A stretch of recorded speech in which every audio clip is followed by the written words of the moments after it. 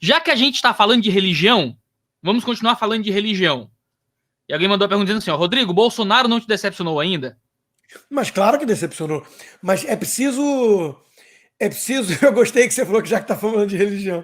É curioso assim. Eu vou desmembrar a resposta em duas partes. Né? Primeiro, decepcionou.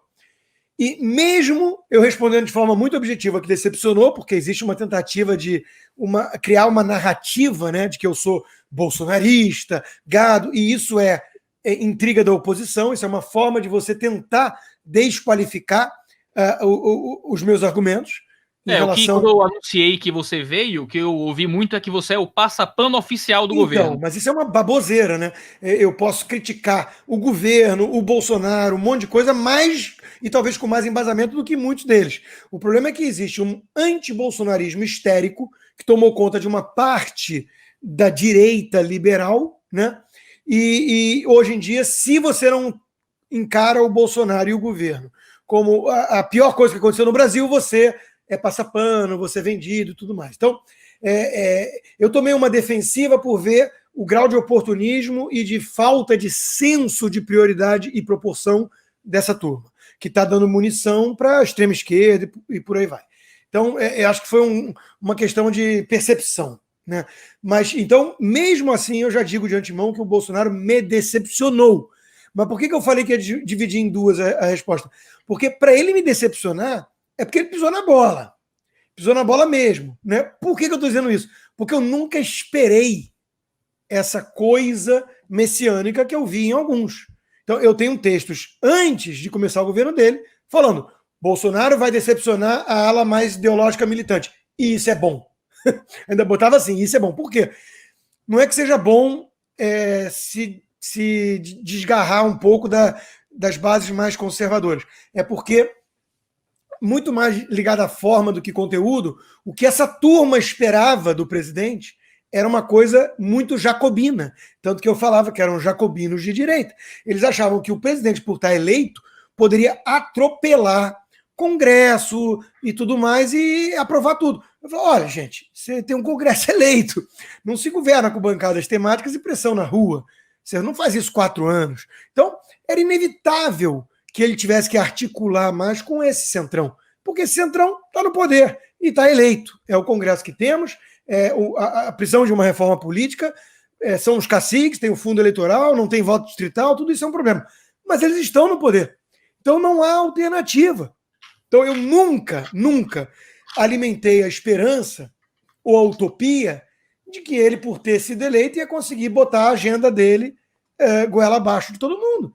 Então, mas ele foi eleito em parte com esse discurso, né? De que não ia fazer não resta a menor dúvida, mas está para nascer um político, um candidato que não foi eleito com algum grau de estelionato eleitoral ou então de forçação de barra. Narrativa. Thomas Sowell fala isso, né? Que você só se elege se mentir. E olha que o Bolsonaro é um dos mais genuínos que eu vejo aí dessa turma. Você vai ver um governador de São Paulo, João Dória, por exemplo, para mim ele é o ícone daquele cara que passa por um filtro marqueteiro. O Bolsonaro ele tem um marketing no estilo natural dele, mas não resta a menor dúvida que ele vendeu coisas que ele sabia que não ia poder entregar. Ou se ele não sabia, ele sabia, porque ele estava no 7º mandato dele. Então, não. O Bolsonaro, ele é burro, mas ele não é bobo. Eu acho que ele enganou nesse aspecto, seduzindo parte do eleitorado, né, com uma mensagem antipolítica que era fadada ao fracasso. Era fadada ao fracasso. E que não condizia com quem ele era, não é o cara que tá na... Ele não era um outsider, não é o cara que tava aí há muito tempo. Ele não era o Trump, porque o Trump tem várias características diferentes. O Trump era um magnata bilionário que nunca foi político. Segundo, o Trump venceu num país bipartidário. Significa dizer que ele precisou vencer 16 concorrentes nas primárias, mas uma vez eleito, ele tem o Partido Republicano por trás, que dominou o Senado, por exemplo. Então, claro, não quer dizer que todo mundo vai votar o tempo inteiro de forma coesa e monolítica, mas ele tinha ali uma base de apoio que o Bolsonaro nunca vai ter. São 30 partidos na Câmara, tudo fragmentado. Então, era essa análise, era óbvio, eu fiz ela antes do começo do governo. Falava, óbvio que vai ser diferente. E me causava alguma espécie a turma mais empolgada bolsonarista não perceber Alguns talvez soubessem e estavam juntos no tal estelionato. Outros realmente acreditaram, é o Messias Salvador, né? E quem acredita nisso em política, que é uma transposição do campo da religião para a política e é muito perigoso, está fadado a quebrar as caras ou quebrar os outros, né? Porque só tem uma coisa ou outra. Ah, não. O pessoal. Você hoje é muito relacionado às defesas do bolsonarismo, né? Tem até aquela lista que saiu de 81 jornalistas e influenciadores, elaborada por membros do governo, né? E você sai, né, na lista como alguém que é a favor do governo, do Ministério da Economia. Da economia, principalmente, que está ali, né? Você, nesse sentido, já que você é associado não aos detratores, mas aos defensores, a gente fala um pouquinho mais da lista já já. Mas o que é que você acha que mais... A pergunta exatamente era, já que você geralmente é visto como alguém que está favorável ao governo, de alguma forma, e usam isso até contra você como xingamento e tal, o que é que mais te incomoda no governo Bolsonaro hoje? O que é que mais te frustra? O que é que tu acha que tem que mudar? E não só isso, nas defesas do Bolsonaro. Se dizem que você é o passapano oficial, e você tá falando mal da galera que tinha muita esperança no Bolsonaro, isso não parece com dizer, não é? O que é que você acha? A pergunta é dupla. Onde é que você acha que o Bolsonaro tá errando? O que é que mais te incomoda? E onde é que você acha que os apoiadores do Bolsonaro estão errando? Nesse nível de apoio exagerado. Beleza. Vamos lá, né? O que o presidente podia ter feito de diferente? Um monte de coisas. O que ele não podia ter feito de muito diferente? Ter que cair no colo de alguma forma do Centrão, né? Para articular. E de preferência sem mensalão e sem petrolão. Então isso significa o quê? Isso significa que ele ia ter que oferecer de alguma forma um neco do governo ou desidratar as pautas virtuosas de reforma, né? Porque tem que passar pelo crivo do Congresso eleito.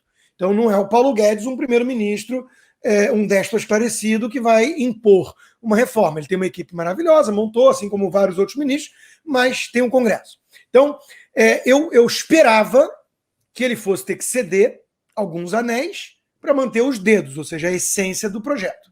Tá? Então, de novo, algum grau de decepção eu estava prevendo.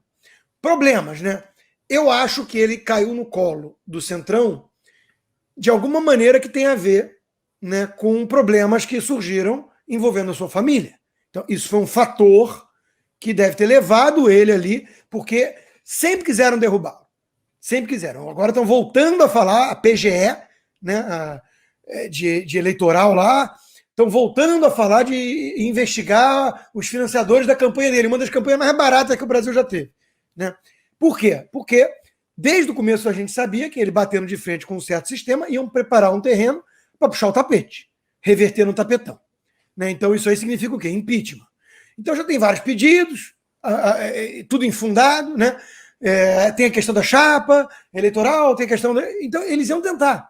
Só que, de novo, se eles encontraram algum indício, alguma coisa que dá de fato para seguir o caminho, ele ficou refém, ele está fragilizado. Então, eu acho que isso pode ter acontecido, no caso envolvendo Flávio e companhia. Né? Então, isso é um fator, e aí ele caiu no colo dessa turma pelas razões erradas. Não foi porque era o que tinha que ser feito. É por uma questão de que ele tem um telhado de vidro e isso prejudicou o Brasil e prejudicou o governo dele. E então, segundo, o que você está dizendo é que provavelmente o Flávio Bolsonaro está de conluio com o Centrão para tentar proteger o filho, que provavelmente é culpado das acusações de corrupção. Isso é uma probabilidade, ou uma possibilidade, pelo menos. A segunda questão, né, e aí eu acho que, de novo, né, a guinada do Jair Bolsonaro a essa vertente mais liberal na economia e tudo, ela é mais recente, isso todo mundo sabia, eu também escrevi muito sobre isso. Né? E até a proximidade dele com o Guedes era muito recente. Eles se conheceram, né? O Paulo Guedes estava tentando fazer a campanha do Luciano Huck. Né? Então, eu imaginava que pudesse ter algum tipo de atrito, de choque em termos de agenda, e o presidente Bolsonaro deixou a desejar, na minha opinião, em relação ao grau que ele comprou de empurrar e ajudar a ser o líder, a encampar essas reformas. Então, por exemplo, ele demorou muito a mandar a reforma administrativa do Estado, uma análise que podiam repetir no Brasil o que aconteceu no Chile, quando Lula foi solto. Aí o secretário de desburocratização, Paulo Ebel, pulou fora. O secretário de desestatização, Salim Matar, pulou fora. Não é culpa do Bolsonaro apenas ou exclusiva, nem de perto. É o Congresso, é a realidade política brasileira. Mas será que ele não podia ter sido um pouco mais aguerrido na compra dessas pautas e tudo mais? Eu acho que sim. Eu acho que ele errou em algumas coisas.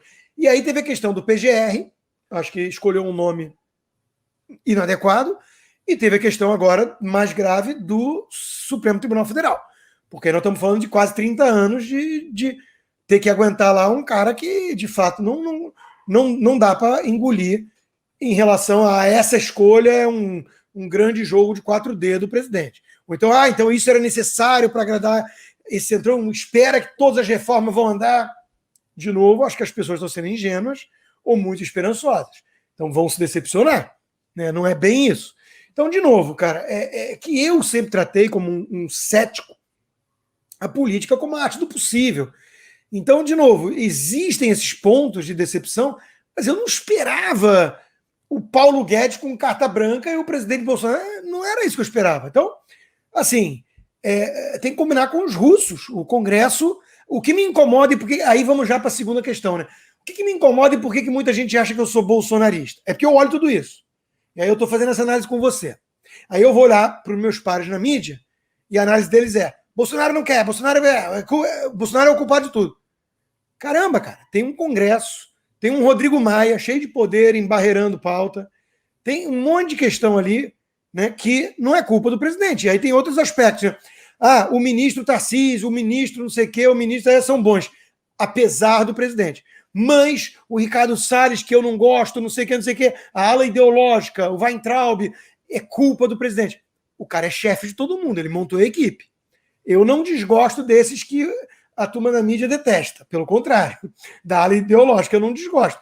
Mas você não pode culpar o presidente pelos ministros que você acha ruim e elogiar, e não elogiar pelos que você acha bom. Ele é o capitão da equipe. Então, você começa a ver a postura da mídia, você fica na defensiva, você fala, cara, parece que o Bolsonaro... Eu até cheguei a brincar em alguns programas de debate, né, na minha bancada. Putz, acordei com dor de dente hoje, maldito Bolsonaro, né? Porque essa é a postura dessa turma, não estão fazendo análise, estão fazendo militância, porque não suportam nada mais à direita. Então, eu vendo esse jogo, eu vendo o big picture, né, observando a floresta em vez da árvore, eu vejo, opa, calma lá, eu não vou fazer papel de idiota útil de extrema esquerda, eu não vou ser instrumento de PSOL infiltrado e incrustado na mídia, que é o que temos.